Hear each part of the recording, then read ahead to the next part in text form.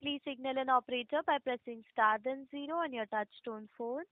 Please note that this conference is being recorded. I now hand the conference over to Mr. Kumar Soumya. Thank you, and over to you, sir. Thank you, Anushka. Good afternoon, everyone, and thank you for joining us today. We at Ambit Capital are pleased to host SG Mart's Q1 FY26 result conference call. We have with us today Mr. Amit Thakur, Director B2B Metal Trading, Mr. Suraj Kumar, Chief Financial Officer, Mr. Naman Rastogi, GM Strategy, Mr. Archit Arora, VP Service Center and Distribution Business, Mrs. Anamika Gulati, GM Renewable Business, and Mr. Anubhav Gupta, Group Chief Strategy Officer. I would now hand over the call to the management for an opening remark, post which we will open the floor for a Q&A. Over to you, sir. Thank you. Thanks, Kumar, and thanks to Ambit for hosting SG Mart for its Q1 FY26 earnings call. I welcome all the participants who have joined onto this call. We are a young team, that's why you see all the business heads are here to attend this call and address any queries which you may have. And we also have Mr. Shailendra Arora, who heads our TMT business. It's been 2 years since we conceptualized SG Mart and started the business with the vision to become India's leading B2B trading platform. Over the last 8 quarters, we have been able to create 4 business verticals to achieve this goal. Number 1 business vertical is B2B metal trading. Second is establishment of a network of service centers in the country and abroad. Third is the distribution business, which comprises of TMT and other downstream steel products. And number 4 vertical, which we added recently, is the renewable business. Over this time, we have been able to create a network wherein we have 2,313 customers which are on board, and almost 246 suppliers are onboarded with us. So that's the strength of our marketplace, what we have created in the last 2 years.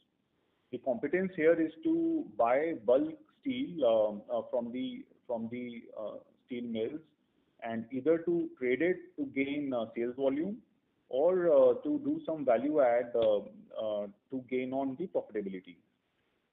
Interestingly, if I elaborate on this, in FY25, the service center business contributed 33% to our volume, but in terms of EBITDA, the contribution was 50%.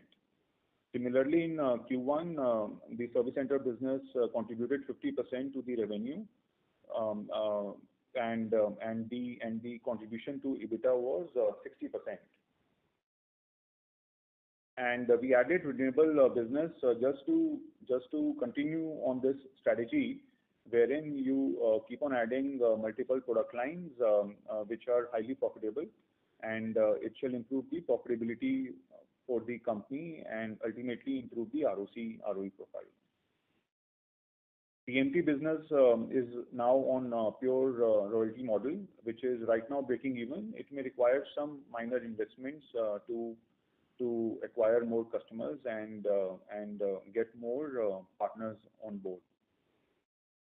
Now, coming specifically to Q1 performance, there was a miss on B2B trading volume due to poor steel availability in India in the first 3 months of the current financial year.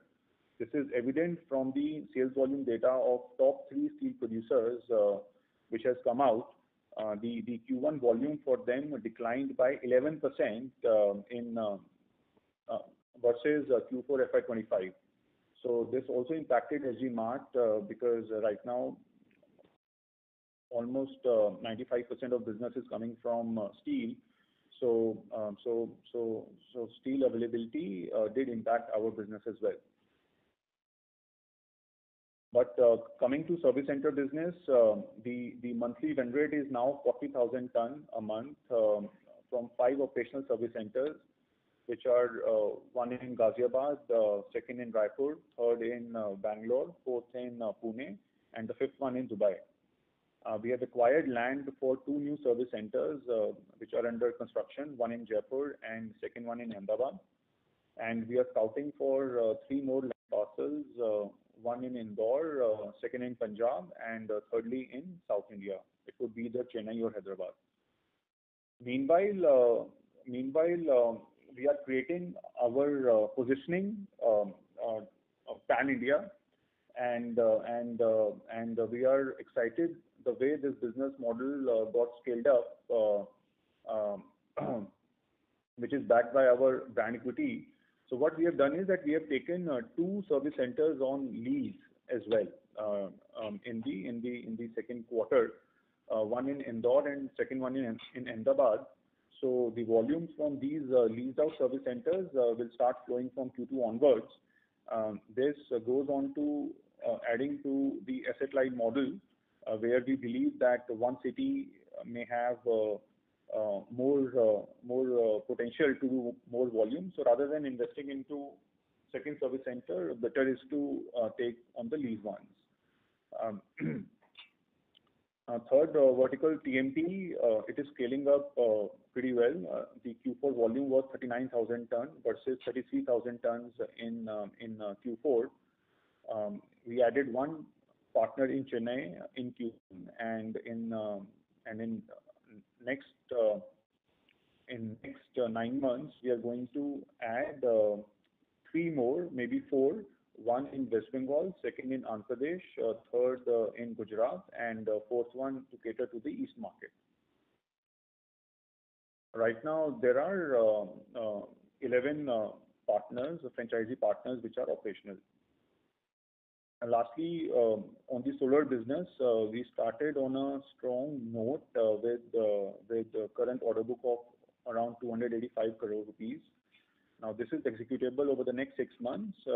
And we expect similar worth of orders to book in next 1 to 2 months.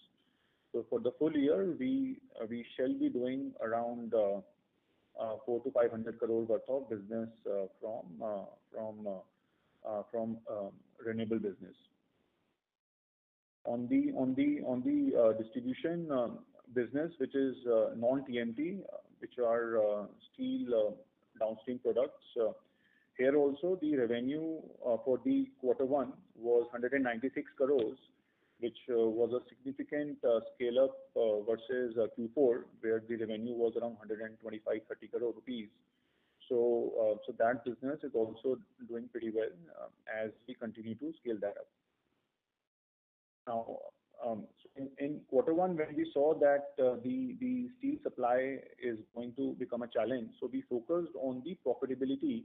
So whatever steel we bought, we ensured that we do some value add, we do some processing, and we generate profits out of it. That's why, despite such a low volume and such a low revenue, our EBITDA margin increased, which surpassed 3%. So this also suggests that on how a lean cost model we are working. Despite decline in revenue, I'm talking about QOQ, we are able to improve our EBITDA margins. Now coming like how we see the next 9 months, we are not at all disappointed by our Q1 performance because what we see is that almost 7 million ton of new steel capacity is going to get added in the second half with Jindal Steel and Power blast furnace and Jindal Stainless blast furnace getting fired up. And this will almost add 10% to the existing steel capacity in the country. And what we also saw was that the imports also opened up for next 3-4 months. So there is no risk to our FY26 guidance of 200 crore worth of EBITDA. We are 100% maintaining this guidance. You shall see the ramp up from Q2 onward itself. and quarter on quarter you will see improvement in the revenue and absolute EBITDA. Now coming on the balance sheet front, our working capital days came down to 15 days, which was always the sustainable case, right? In Q4 it was slightly bloated because of the advance to steel suppliers ahead of the tariff which were imposed by the government. But now things are back on track, and our working capital days is 15, which shall remain at similar levels. This helped us to generate ROC of 21% on annualized basis. This ROC will improve further as our profits improve from Q2 onwards. So full year ROC shall be upward of 25%. We now have almost 1,000 crore worth of cash on our balance sheet, for which we believe that the mainly deployment will be for opening of warehouses and service centers. Now this will only be like 150-200 crore worth of annual capex. We don't anticipate more than that. And the good part is that we are generating similar cash flows also on annual basis. So mainly the cash will be used to fund the working capital as we scale up our business quickly. It's just that one roadblock we saw in Q1 because of short supply of steel. But as things improve, we are highly geared up to double our turnover in next 2 years, so that whatever verticals, whatever ecosystem we created, we're able to leverage that on full basis. That's all from our side, Soumya. We can now have a floor open for Q&A. Thank you very much. We will now begin the question and answer session. Anyone who wishes to ask a question may press star and one on their touchtone telephone. If you wish to remove yourself from the question queue, you may press star and two. Participants are requested to use handsets while asking a question. Ladies and gentlemen, we will wait for a moment while the question queue assembles. We take the first question from the line of Vaibhav Mishra from Feen Allies. Please proceed. Hello, sir. Good afternoon. Sir, my question is regarding the... Sorry to interrupt, Mr. Vaibhav. Could you please unmute yourself Sorry? and then speak? Ma'am, I have already unmuted myself. Hello, I'm audible now?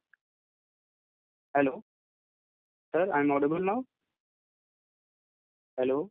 Am I audible? Vaibhav, sir, we are Am I audible now? hear you. We'll proceed with the next question. Please come back in the queue. We take the next question from the line of Vivek Patel, an individual investor. Please proceed. Good afternoon, everyone. I'm hoping I'm audible. So firstly, just had a quick question in terms of, is there any specific reason why our B2B metal trading segment suffered a much sharper decline than the industry, than 11% downfall that was seen in the primary steel producers? Anything like internally that has happened which has led to this sharper decline? Thank you.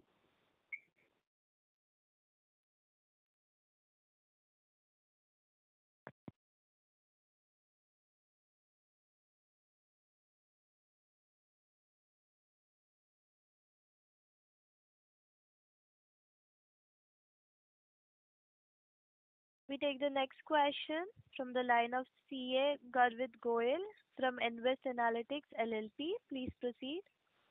Hi, am I audible? Hello, audible?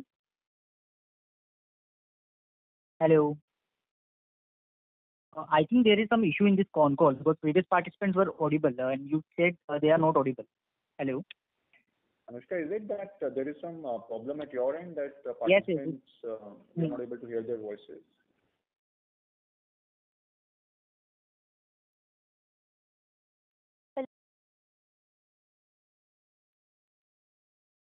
hello. I think there is some problem at the moderator end. Anushka?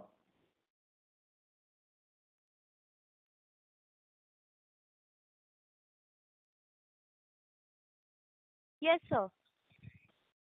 Hello. Yep, go ahead. Thank you. Thank you for the opportunity. Sir, in the last few quarters, we have been seeing the divergence in actual results from the commentary, where we have missed our guidance multiple times. And in addition to that, promoter holdings is also getting reduced consistently over the quarters. So last time when we spoke, it was already middle of the quarter, and you guided for 50 crore EBITDA for Q1, and that growth to be in the line with the EBITDA growth only. But we did not achieve that. So my question is, like, I want to understand from you, why are we giving so much aggressive targets every time to the investors and falling away behind of them? If the environment is so much out of our control, particularly into the B2B metal trading side, because last time also you mentioned like you have arranged or secured the availability of the steel, but this time we are saying ki steel availability is not there, was not there in the particular quarter. And secondly, opportunity is so big for the as per the management, then why the promoter holding is getting reduced, sir? So these are my two questions, sir. Thank you. Thanks, Goyal. So coming to the first part of it, see, I mean, so number one is that full year target of 200 crore EBITDA in FY26, right? Now we are into fourth month of financial year. So what I can tell you is that there is not going to be any miss on this, right? Of course, steel is a volatile business. Trading is even more volatile, right? So quarter on quarter, there could be some misses and hits, okay? Now, why we are confident of 200 crore EBITDA or to achieve another 165 crore of EBITDA in the next 3 quarters, which is a run rate of around 55 crore on quarterly basis. The groundwork, the ecosystem which we have built, right, in last 2 years, whether it is related to the service centers which are now operational, or the new service centers which we are going to open, right, or the leased ones which we started, the renewable business which we started, and the order book what we have in hand, right, or the TMP business scalability, right, the distribution products for downstream steel products, that scalability, right? So it's just that B2B metal trading, which is a highly voluminous and it appears high on revenue in terms of value, but rest other businesses are doing pretty well, right? And the contribution in earnings from B2B metal trading is definitely lower than what it looks on the revenue side. So that's why we are confident that 200 crore EBITDA number shall be achieved, and we understand that I mean, we have been aggressive, right, in terms of creating the business model, and similarly we want to articulate the same strategy to our investors and analysts, right, that this is what we are capable of. It's just that I mean, Q1 things were not in our control, but things are improving, and it is highly visible that how we are going to achieve our numbers for rest of the 3 quarters. Coming on to the second question, see, I mean, promoter holding right now is 51%, okay, and it is not going to get changed. I know maybe on website there could be some SEBI-related classification. We shall rectify it. So what I can tell you is the family owns 51%, and it is not going to go below this number at any cost. Understood. And so lastly, on the PAT growth, last time you mentioned PAT growth will be in line with the EBITDA growth only, but our finance cost is increasing significantly, which is hampering our PAT growth. So when we say 200 CR for EBITDA for full year, what kind of PAT growth are we anticipating? So see, I mean, the interest cost shall be also offset by the other income which comes, right? So that's why we believe that PAT growth will match the EBITDA growth. So last year we did around 100 CR PAT, right? So we will be doing 100 CR PAT this year. Yes, I mean, you can do the maths, right? Again, I'm saying that the EBITDA growth will flow down the PAT growth. Okay, sir. Understood, sir. All the best for the future. Thank you very much. Thanks. Thank you. The next question is from the line of Aman. Sorry to interrupt, that participant went out from the queue. The next question is from the line of Dev Jatia from Seven Rivers Holding. Please proceed.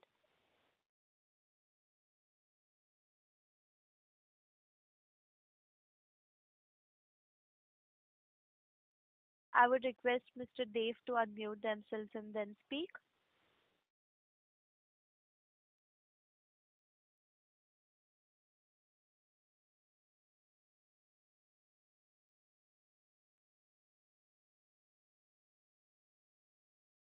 As there was no response from the participant, we would like to move to the next participant. The next question is from the line of Aryaman Agarwal from Money Stories Asset Management. Please proceed. Am I audible? So you had given a guidance of Slightly echo. If you can speak slightly. Is it better now? Oh, awesome. Go ahead, please. Perfect. So you had given a long-term guidance of 18,000 crore 2027. So one, are we still intact with that guidance, and also what sort of a guidance are we looking at for this year? So Aryaman, see, I mean, in terms of value, right? It also depends on how the steel prices are behaving, right? Which no one knows, right? Steel was like 48,000 rupees per ton 6 months back. It went up to 53,000 rupees per ton, and now again it may go back, it may go up, right? So 5 to 10% price variation is a very normal thing in steel business, right? So that's why we are now giving guidance on the absolute EBITDA front, right? Because we know that our EBITDA spreads are protected in terms of volumes we do, right? It doesn't depend on how the NSR is moving. NSR is net selling realization. So that's why we are saying that FY26 we shall do 200 crore EBITDA, which shall go up to 400 crore EBITDA in FY27. Now for that, the revenue could be either 16,000 crores or 20,000 crores. Tough to say. It depends on how the steel prices behave. Got it. And in the service center bit, how do you see the service centers ramping up over the next 2-3 years, sir? Yes. So we are pretty happy with the performance of this business vertical in particular. Okay. I mean, we are already doing 40,000 ton on monthly basis, right? Which was despite the fact that steel availability was low, right? If steel was there, we could have touched 50,000-60,000 tons also on monthly run rate basis, right? From the 5 service centers which are currently operational.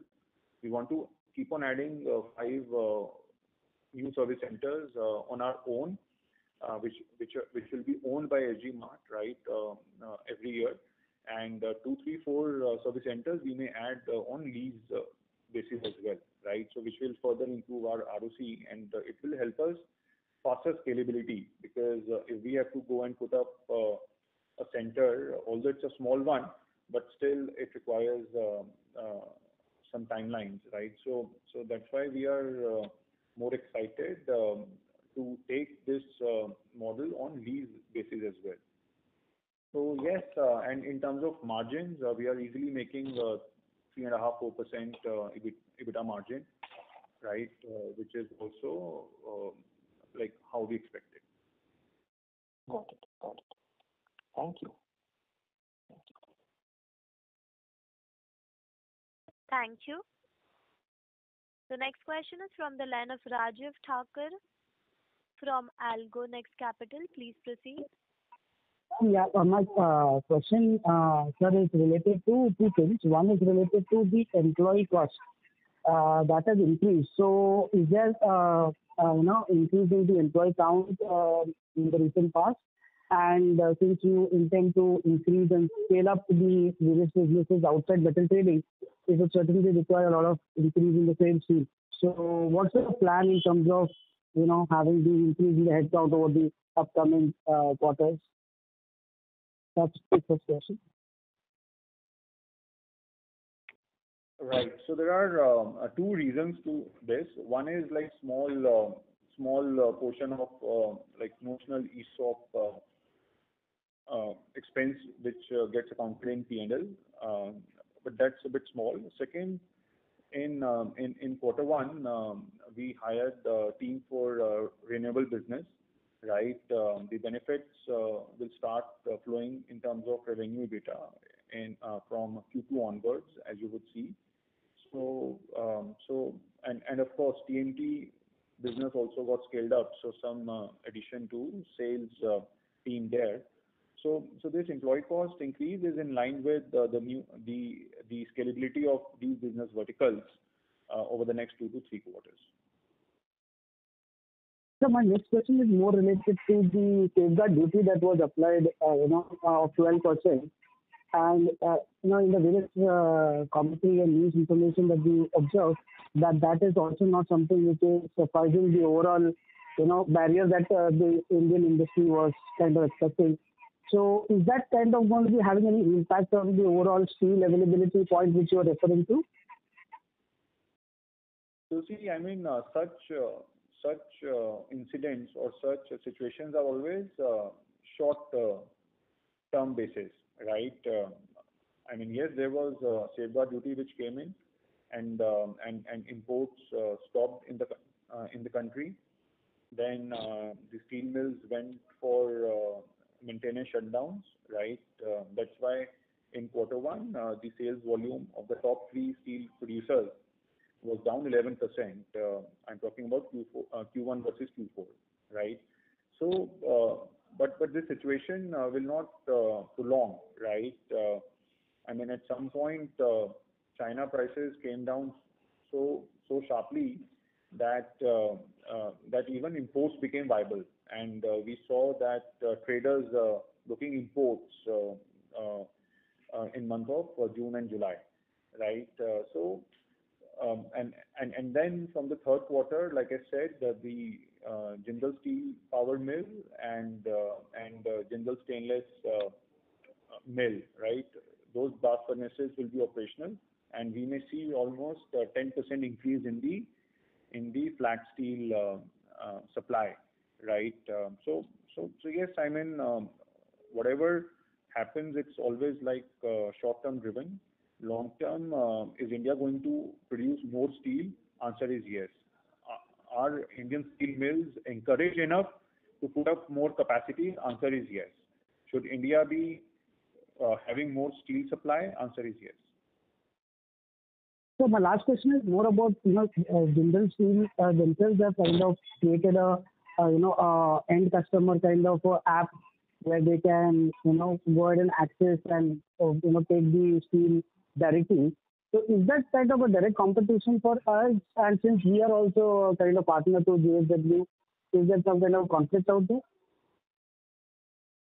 No, we don't see any conflict there. Their business model is slightly different than what we do, right? I mean, India having produced 150 million tons of steel every year, and which is going to go up by 7-8% year on year through FY30. So, I mean, the opportunity size is quite huge, right? So each one of the player has has his own segment to operate into, right? Their model is pretty different than what we do. All right. Thank you, and wish you all the best. Thank you. Thank you. The next question is from the line of Akshit Gupta from Oakland Capital. Please proceed. Hello. Hi, Akshay, go ahead, please. Thanks for giving me the opportunity. My question was on logistics cost. So earlier you have guided that you will be setting up 101 service center, but now you have revised down to 30. So because of this higher concentration at one place, won't there be a risk of average transportation distance which would have increased to the customers? So like the procurement discount that we get from steel suppliers, won't that offset by transportation cost?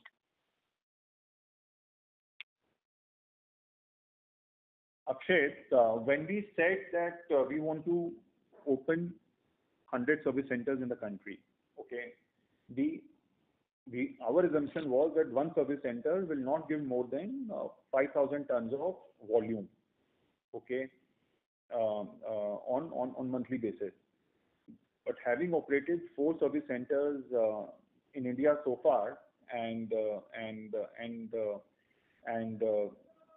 having leased out 2 service centers, right, adding to those 4 operational, what we see is that one service center has a capability to do monthly volume of 10 to 15,000 tons. Okay, so I mean that's why the number of service centers came down by like 2/3. Okay, because earlier assumption was that service centers will be doing business from 4 to 5,000 tons, but what we are seeing is that one service center can do actually 10 to 15,000 tons. So you cannot build 100 service centers which are capable of doing 10 to 15,000 tons of monthly volume, right? This much of demand is not there. Idea is that we open 20-30 service centers which can do 10-15,000 monthly volume, right? And then we see that if we have to go to smaller towns, and it should not cannibalize our service centers which are operational, right? So that part will start in after 2 years, I would say. If one service center were doing 4,000-5,000 tons, then we would have been forced to open more service centers. But one service center is giving me more than what I expected, right? Then like going into tier 2, tier 3 towns, that will be stage 2. So although the impact of logistics cost, it is there, but it is manageable. Customer is ready to pay that. Okay. Right. So just to conclude this, that we may have reduced the guidance to open number of service centers, but the revenue, the volume from service centers will be similar, right? So we have not cut the guidance on revenue or volume from the service center business. Okay. And you have now leased 2 new service centers. So in Q4, you have guided that each service center does around of 20 crores of EBITDA. So considering that it will the new 2 service center which we have leased will be functional from Q2. So will that also add an extra of 30 crores of EBITDA for the year?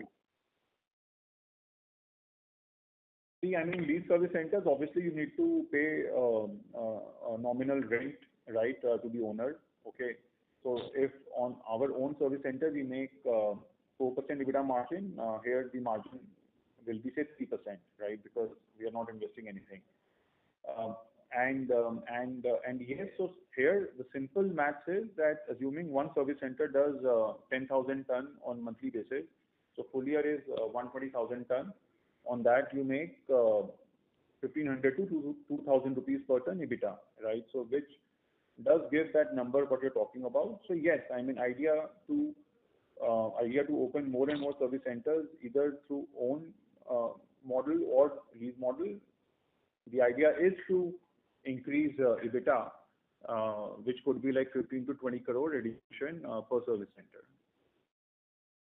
Okay.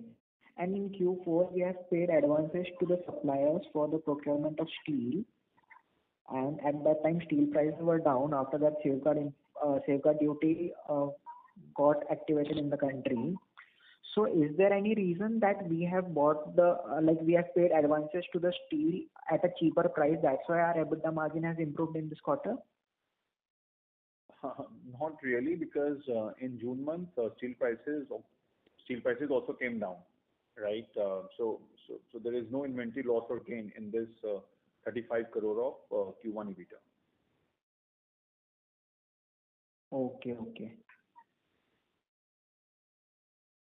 And also, now Shiv Bansal has resigned from his position.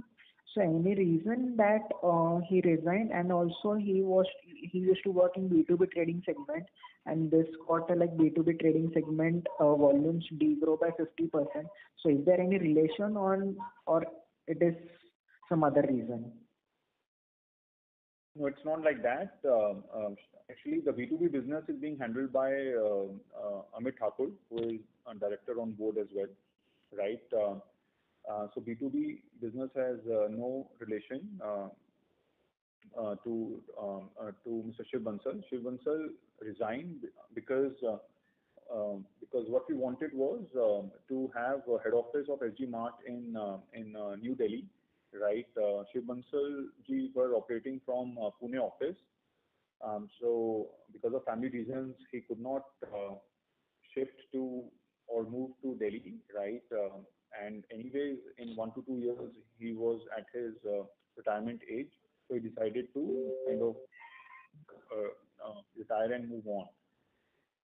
Now, we have business verticals, all 4, 5, right, who are sitting with me as we speak now, and yes, there is no disruption what we see from this management team. Okay. Okay, thanks for answering the questions. I will get back in queue. Thank you. The next question is from the line of Vikas Mistry from Moonshot Ventures. Please proceed. Hi, Anubhav. Thanks for the opportunity. So my question is on technology side. So we are already seeing multiple startups doing B2B digitalization change. So in that context, do we see some bit of competition from that side? And what are our customer parameters like turnaround time and satisfactions on that part?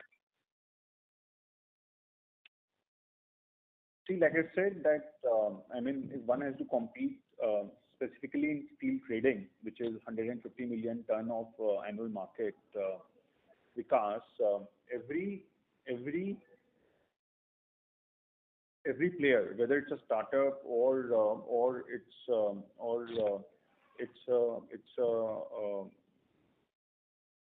an established player, okay, like now SG Mart, we have been in operations for last 2 years. So everyone has created its own business model, right? What verticals we have created, what I can tell you is that no one is emulating that. Okay, no one is investing resources in creating the service centers. No one has a relationship with steel players what SG Mart has, okay, which is backed by the group sister company in terms of steel procurement. Okay, no one has ventured into renewable business like how we did, right? Very few of them have their own private labels in TMT or other downstream products, right? So similarly, other player may have other strengths, right? What SG Mart is doing, we are playing on our strengths, right? And based on that, we have created these 4 business verticals. But what I can tell you is that no one is comparable to SG Mart if you look at these 4 verticals. Yeah, that's pretty unstable. But my question is specifically to B2B trading because these people are trying to give bundling of other services like software for them, transparency in terms of pricing, and some other parameters also. So, is there any threat to this B2B trading, which we thought that will scale up to maybe 6,000-7,000 crore in a couple of years? Can we able to do that, or is there any threat to that part of business? No, again, see, if one has to compete in B2B metal space, right? One that the player must be carrying the relationship with steel mills similar to what SG Mart is having today, which we believe that none of the players has that capability as on date.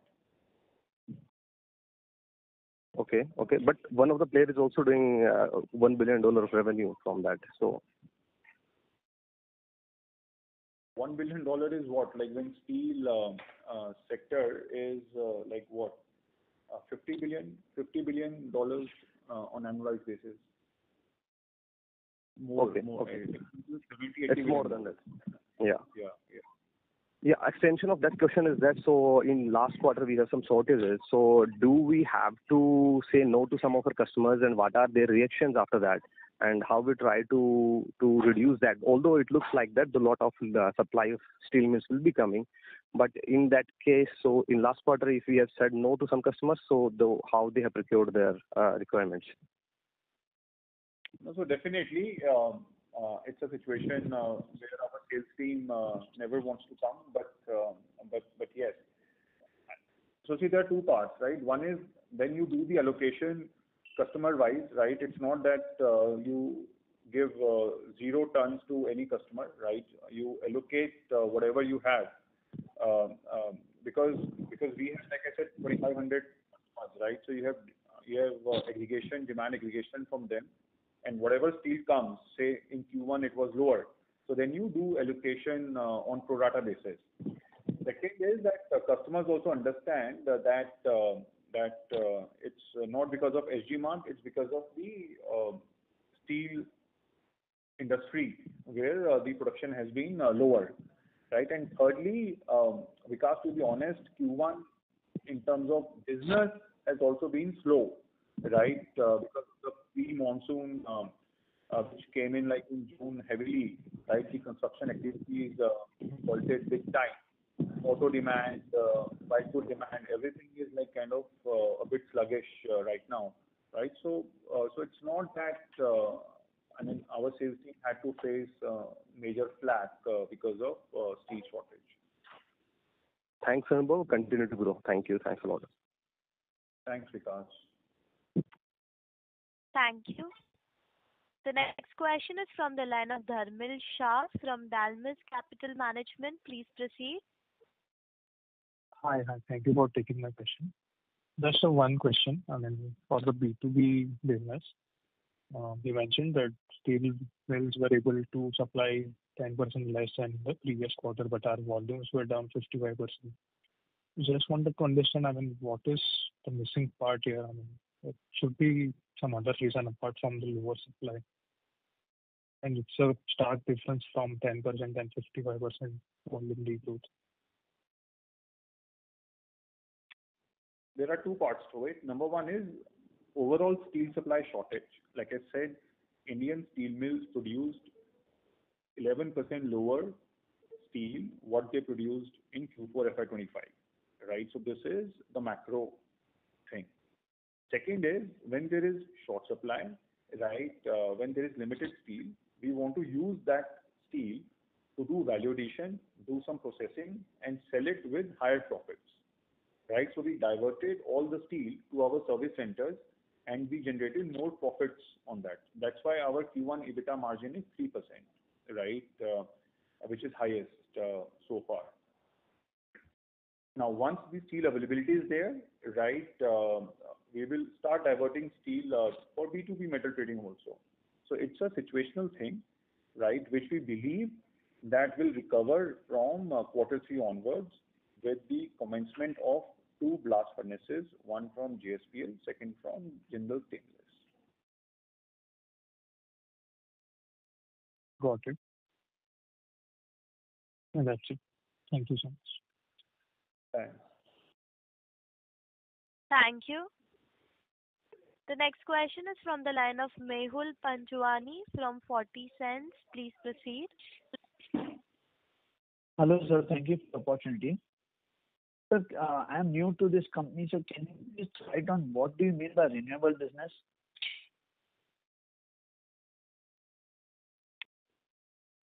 Sure.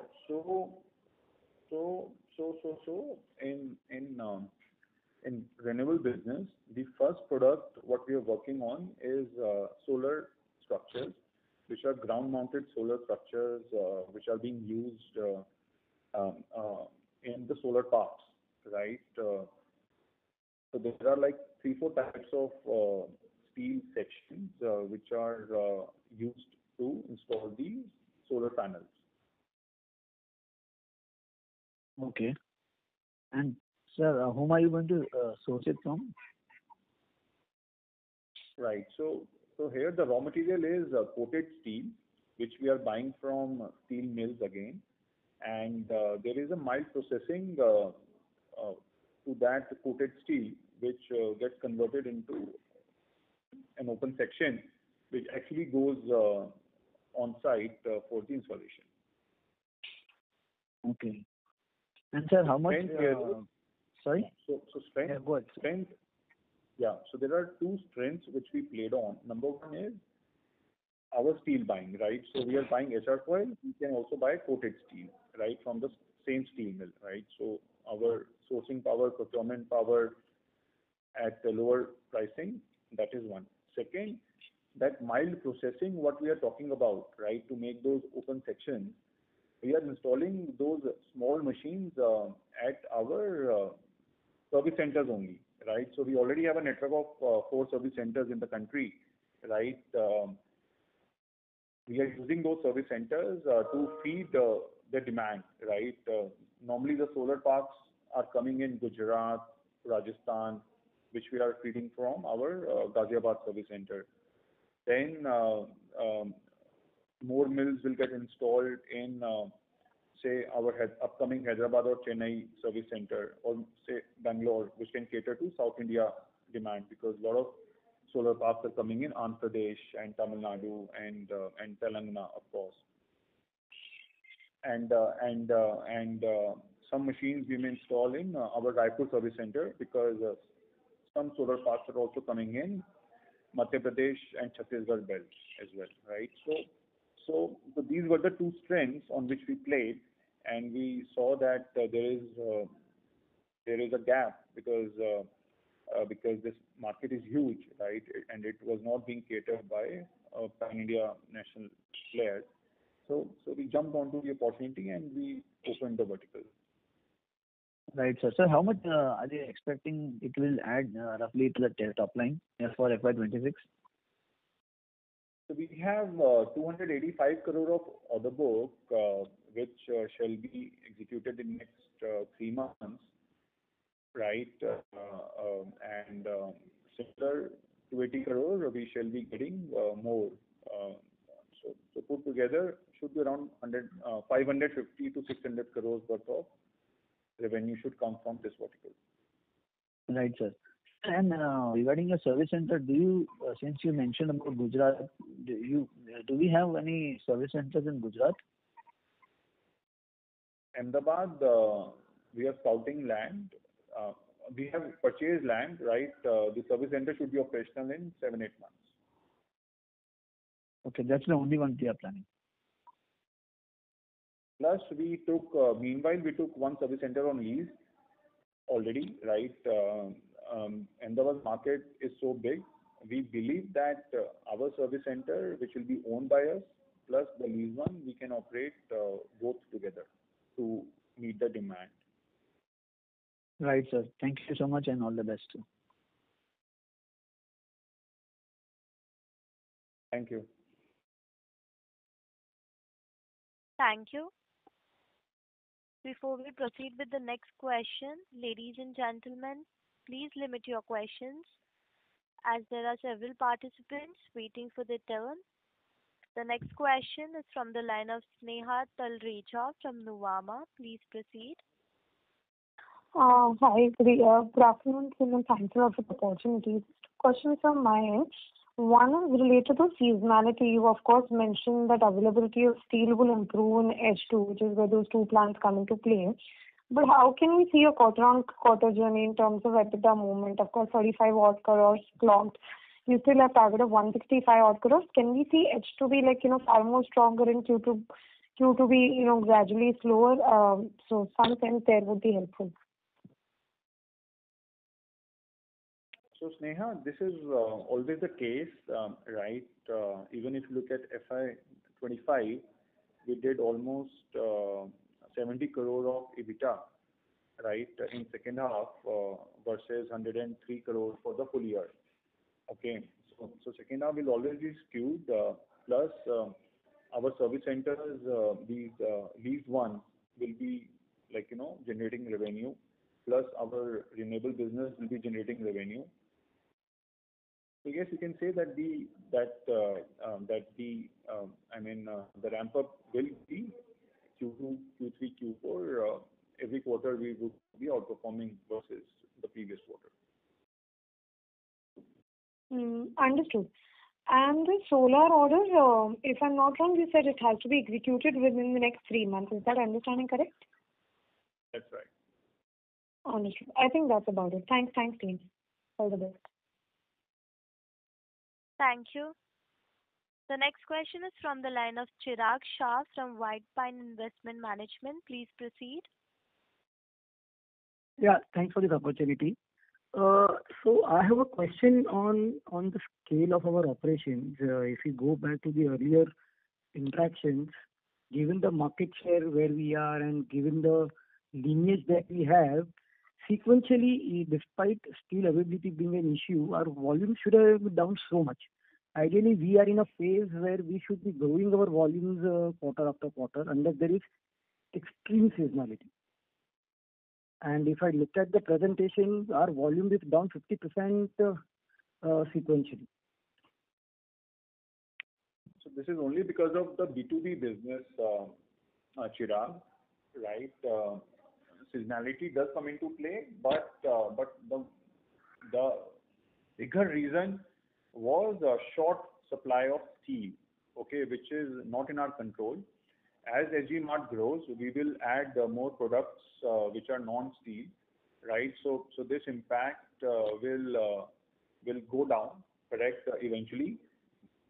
But see, I mean, we are a company, we are a group which is always profit and ROC focused. Despite the volume going down by 50%, as you mentioned, my EBITDA was almost flat, right? My ROC improved over last quarter. No, my right? point is a bit different. Yeah. My point is a bit different. Even when you look at network service center, even over there the volume is lower.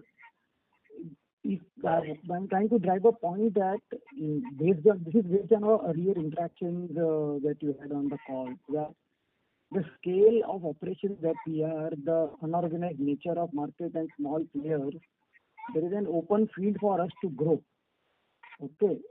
So I understand growth could be slower or smaller in that sense, but this is a complete reversal of the thesis that you have been highlighting some time back. Okay.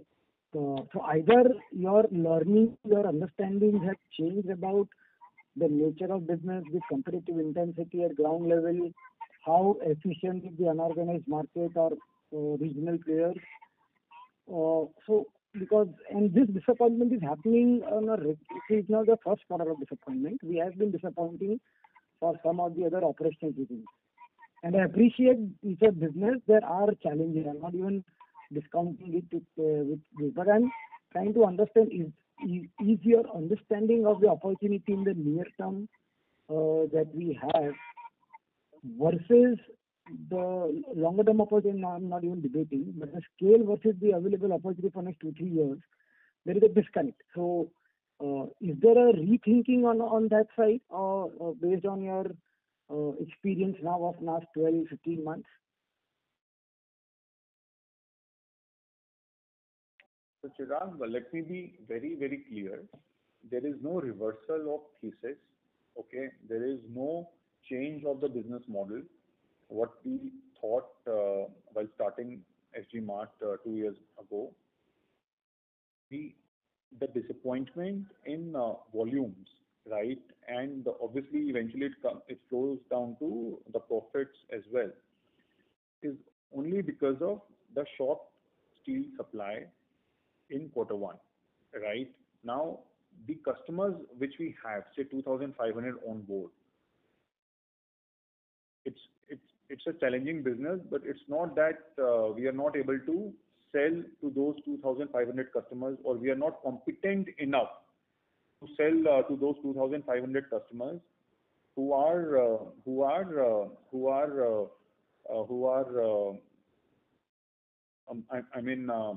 already on board with us.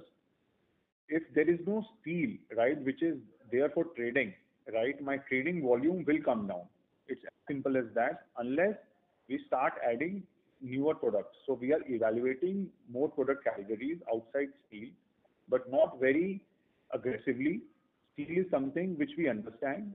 Okay, so we want to ensure that this 200 crore of EBITDA, 400 crore of EBITDA next year, we are able to generate this much of cash flow, this much of profits from the existing business. Then we invest into learning for other product categories, right? Because to understand the one product segment is not easy, right? These are cyclical. Trading of commodities is always cyclical, right? So learnings are very, very costly. If we have 1,000 crore cash lying in the books, that doesn't mean we take unnecessary risks on non-steel products, right? And like I mentioned earlier also, we are a management which is highly focused on absolute profits and absolute return profile. Okay, we are doing our homework. We are establishing the customer base. We are opening new service centers. We are talking to more and more steel mills, not only in India but outside India also, to source steel, right? To ensure that the steel supply is smooth without any disruptions like what we saw in Q1. It may take 1-2 more quarters to see that steel itself will be so much available in India in next 6 months that we may not have such quarters where we may come and tell you, hey, I mean, we didn't get enough steel to grow our business. So I guess I mean, you have been patient, right, with us. We request you to just keep on monitoring us, keep on evaluating us, our performance on quarter basis. This enigma of disappointment will go away. I can promise you that. No, I appreciate your honest answer. The only thing is, my thought process was that once you scale up the business, cyclicality becomes the inherent part of the business. You know, you are linked to industry. When you are in a form of scaling up, given the opportunity, irrespective of the market conditions, there cannot be a decline in volumes, either be it service center or this. I understand growth could be lower. Fair point. Absolutely accept point. Fair point. I will wait. We'll take it right now. We'll wait for 2 more quarters. Yeah. Chirag, see. Now, just to gain volume, right? I could have sourced steel at expensive price.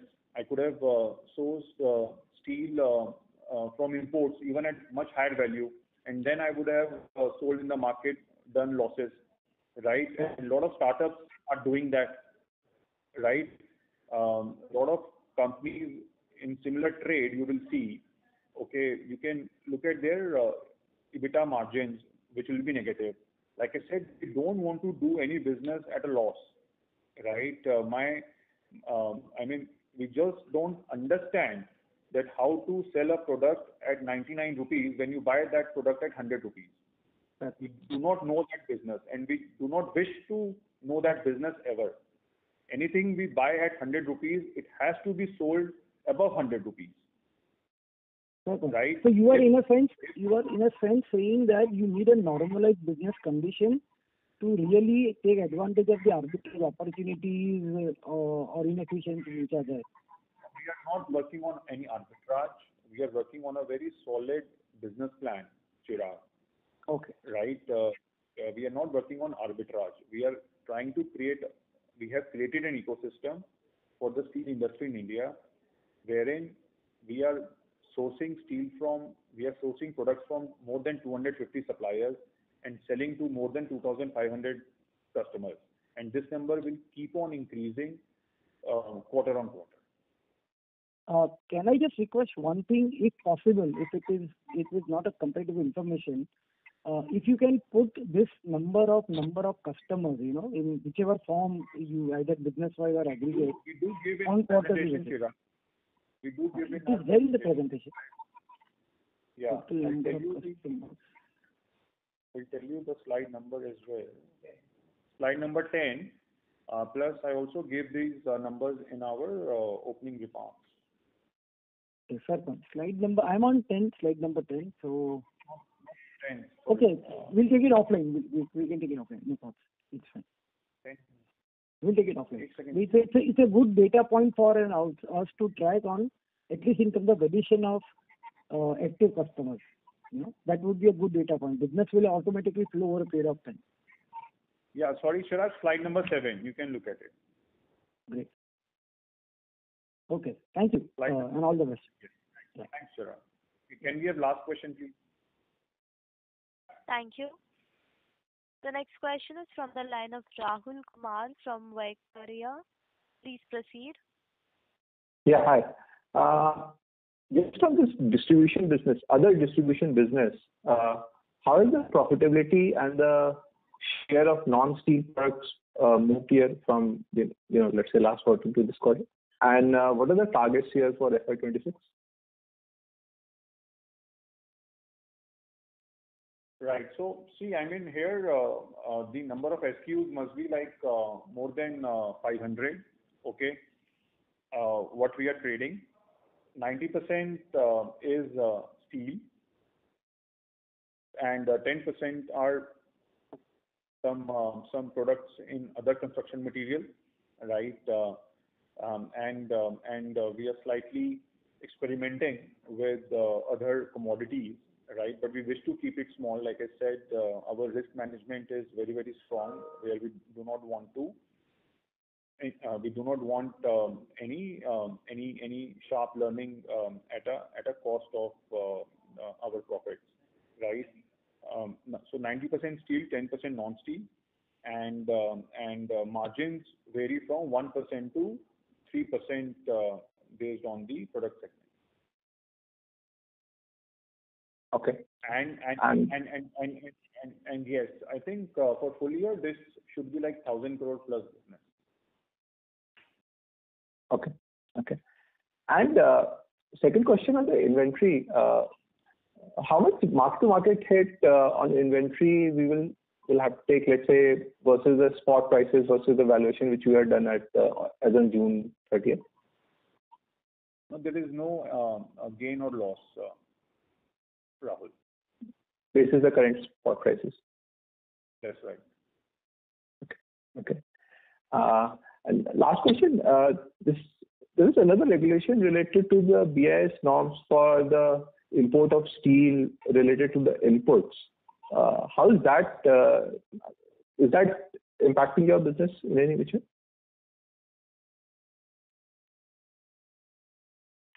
So imports have reduced because of that, right? It did impact our volumes, right, in last 2-3 quarters. But we are super confident that internal steel supply in India itself will be so much that we need not rely on imports too much. Okay. So let's say for this quarter, how much of the steel which you had sold would have come from imports? 0. Okay. That's all. Thank you. Thanks, Rahul. Thank you. Ladies and gentlemen, Due to time constraints, that was the last question for the day, and I would now like to hand the conference over to the management for closing comments. Over to you, sir.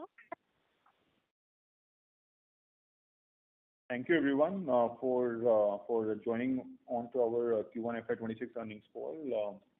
We shall see you during the next earnings call. Thank you so much. On behalf of Elara Securities India Private Limited, that